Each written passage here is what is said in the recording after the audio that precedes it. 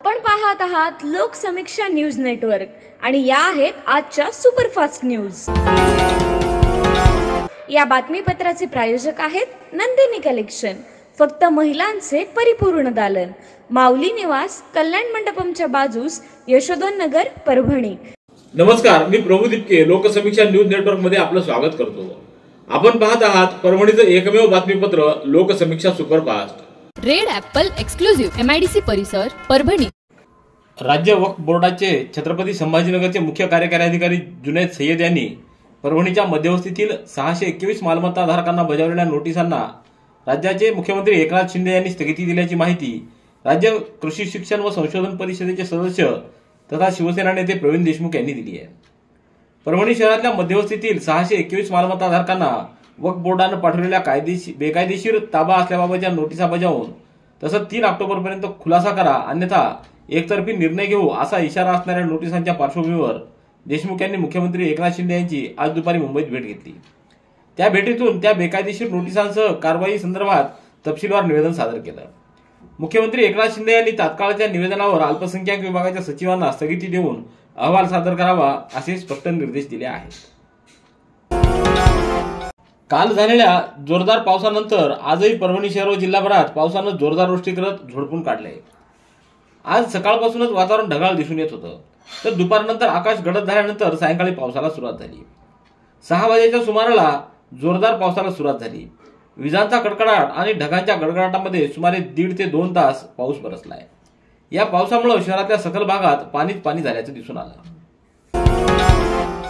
मराठा आरक्षण योद्धा मनोज जरांगे पाटील यांचं उपोषण सुरू झाल्यानंतरही सरकार याकडे जाणीवपूर्वक दुर्लक्ष करत असल्याचा आरोप करत सकल मराठा समाजाच्या वतीनं परभणी बंदची हाक देण्यात आली आहे। 2 वेगवेगळ्या निवेदनांद्वारे 22 आणि 23 सप्टेंबर रोजी जिल्हा बंद पुकारण्यात आला आहे। त्यासाठी पोलीस प्रशासनाला निवेदन देण्यात आलं असून उद्या सकाळपासून या बंदला सुरुवात होणार आहे। या बंदमधून अत्यावश्यक सेवांना मात्र वगळण्यात आले। उद्या जिल्ह्यामध्ये होणाऱ्या बंद दरम्यान मराठा समाज बांधवांनी शांततेत आंदोलन करावं असं आवाहन सकल मराठा समाजाच्या वतीनं करण्यात आलंय। गुडघे दुखत आहेत, आता काळजी नको। आयुर्वेदिक उपचाराने गुडघ्यावर उपचार करा आणि जगा आनंदी आयुष्य। बालाजी आयुर्वेदिक निसर्गोपचार केंद्र, तलाठी कार्यालयाच्या पाठीमागे, वसमत रोड, परभणी। संपर्क डॉक्टर गोविंद कामटे, मोबाईल क्रमांक 9923300914। शेरू शहरातल्या क्रांती चौक ते मठगल्ली जवाहर रस्त्यावर असलेलं संजय शेडुते यांच्या मालकीचं वरद ज्वेलर्स हे सराफा दुकान अज्ञात चोरट्यांनी 20 सप्टेंबर रोजी फोडलं। 4 चोरटे सीसीटीव्ही कॅमेऱ्यात कैद झालेले आहेत। चोरट्यांनी दुकानातून सोन्या चांदीच्या दागिन्यांसह कागदपत्र लंपास केलीत। शेलू पोलीस ठाण्यात याबाबतचा गुन्हा नोंदवण्यात आलाय। वरद ज्वेलर्स या दुकानाचे शटर उचकडून चोरट्यांनी दुकानात प्रवेश केला। दुकानापासून जवळच असलेल्या सुरेखा संजय भातलवंडे यांच्या घरासमोर लावलेली MH22 AT 8875 या क्रमांकाची दुचाकी देखील चोरट्यांनी लंपास केली आहे। संजय शेडुते यांच्या फिर्यादीवरून अज्ञात 4 चोरट्यांच्या विरोधात गुन्हा नोंदवण्यात आला आहे। राजकारण हे सेवेचे माध्यम आहे, तेथे राहून सुद्धा आपल्याला सामाजिक बांधिलकी जोपासून काम करता येतं, मात्र त्यासाठी आपल्याकडे व्हिजन असायला हवं।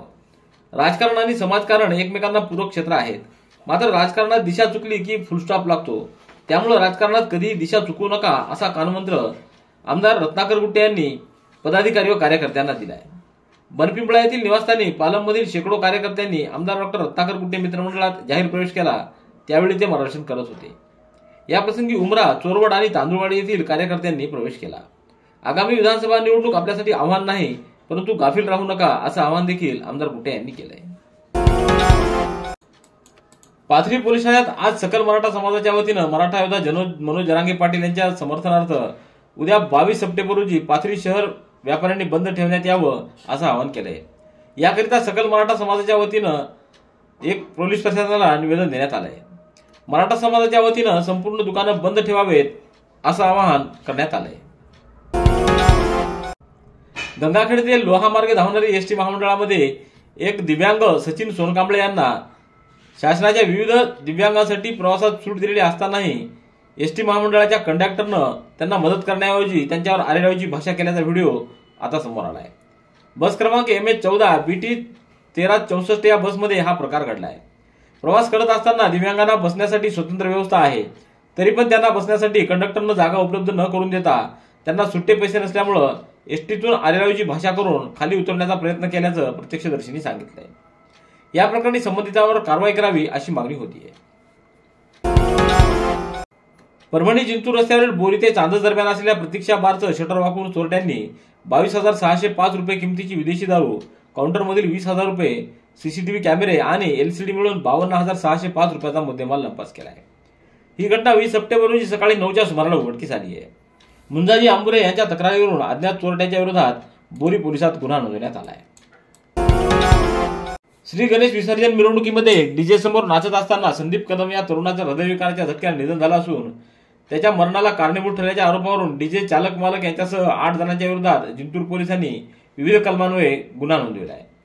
गणेश विसर्जन मिरवणुकीत डीजे वाजवू नये अशी नोटीस देऊनही त्यांनी डीजे वाजविला, डीजेचा आवाज क्षमतेपेक्षा जास्त ठेवला, यामुळेच हृदयविकाराचा झटका येऊन संदीप कदम यांचा मृत्यू झाला।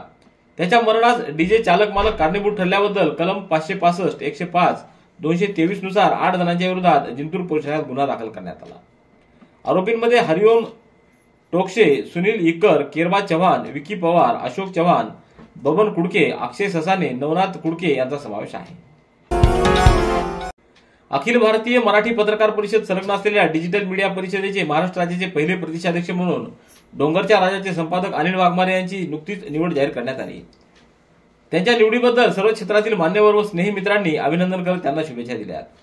पुण्यातील पिंपरी चिंचवड इथं आचार्य आत्रे सभागृहामध्ये नुकतीच मराठी पत्रकार परिषद संलग्न असलेल्या डिजिटल मीडिया परिषदेची राज्यस्तरीय कार्यशाळा संपन्न झाली। या कार्यशाळेच्या कार्यक्रमात गेल्या अनेक वर्षापासून मराठी पत्रकार परिषदेचे मुख्य विश्वस्त एस.एम. देशमुख यांच्या मार्गदर्शनाखाली राज्यभरात परिषदेचं काम करत असलेले तसंच एस.एम. देशमुख यांचे विश्वासू म्हणून ओळखले जाणारे अनिल वाघमारे यांची निवड झाली। ज्ञानसाधना प्रतिष्ठान एज्युकेशनल इन्स्टिट्यूशन अंतर्गत ज्ञानसाधना कॉलेज ऑफ फार्मसीला आचार्य चाणक्य कौशल्य विकास केंद्र म्हणून मान्यता मिळाली आहे। त्यासंबंधी 20 सप्टेंबर रोजी देशाचे पंतप्रधान, राज्याचे मुख्यमंत्री व उपमुख्यमंत्री तथा उद्घाटन कार्यक्रम प्रसंगी विशेष निमंत्रित संस्थाध्यक्ष प्राध्यापक किरण सोनटक्के व संस्था सचिव शीतल सोनटक्के यांच्या प्रमुख उपस्थितीत ऑनलाईन पद्धतीनं उद्घाटन सोहळा संपन्न झाला। सदरील केंद्रांतर्गत ड्रग सेफ्टी व असोसिएट रेग्युलेटरी अफेअर्स हे कोर्स चालणार असून त्यासाठी बी फार्म व ग्रॅज्युएट व फायनल इयर विद्यार्थी पात्र असणार आहेत। या सुविधेचा लाभ विद्यार्थ्यांनी घ्यावा असं आवाहन संस्थाध्यक्ष प्राध्यापक किरण सोनटक्के यांनी केलंय। परभणी शहर महानगरपालिका आयोजित राज्यस्तरीय बास्केटबॉल स्पर्धेचं उद्घाटन 21 सप्टेंबर रोजी जिल्हा क्रीडा संकुल इथं करण्यात आलं। 14, 17 व 19 वर्ष वयोगटातील मुले-मुली यांच्या स्पर्धेचं हे आयोजन करण्यात आलं होतं। स्पर्धेचं उद्घाटन डॉक्टर प्रसन्नजित बनसोडे यांच्या हस्ते करण्यात आलं।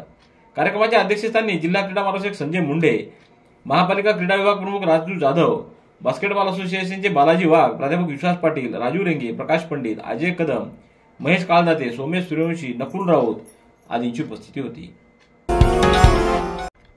महिलांसाठी महायुती शासनानं माझी लाडकी बहीण योजनेअंतर्गत महिन्याला 1,500 रुपये तसंच 3 मोफत गॅस, युवा प्रशिक्षण, रोजगार निर्मिती, शेतकऱ्यांसाठी मोफत वीज बिल अशा अनेक कल्याणकारी व लाभदायक योजना राबवल्या आहेत।